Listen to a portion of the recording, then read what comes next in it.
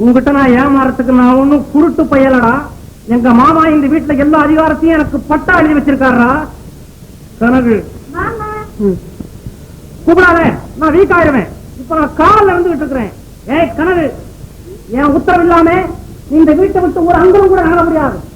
ஏதா சக்கரை என்ன தாண்டி இந்த வீட்டுக்குள்ள ஒரு அடி கூட எடுத்து வைக்க முடியாது. சரி சரி, காப்பி குடிங்க. சக்கரை போட்டிருக்கேன். தேவையில்லை. உனக்கு தெரியுமில்ல நான் சக்கரையை வெறுக்கிறேன்னு. மேற்கொண்டு ஏன் காப்பி நல்லா போட்டேன். நிறுத்தாலே, நான் காவல் நடையில நிக்கிறேன். காப்பி குடிங்க. சக்கரை இல்ல, சீனி போட்டிருக்கேன்.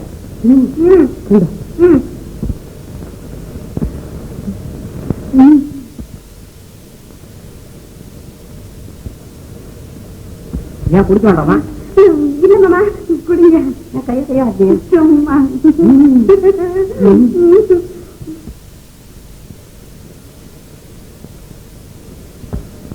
மாமா, ஆமா ஏன் மாமா உங்களுக்கு கண்ணே தெரியல? என்ன பண்றது, எனக்கு ஏத்த பொண்ணு யாரு யாருன்னு பார்த்து பார்த்து என் கண்ணே பூத்து போச்சு.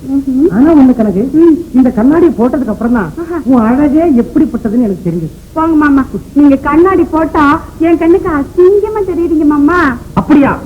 உனக்கு பிடிக்காத வஸ்து என் முகத்துல எதுக்கு? கலட்டி எரி. சரி, நல்லா எரிஞ்சிடாத. ஆக எவ்வளவு அழகா இருக்கிறீங்க மாமா. என் நிலத்திக்கிறது இந்த வீட்டுல இப்படிப்பட்ட ஒரு பெண்ணா?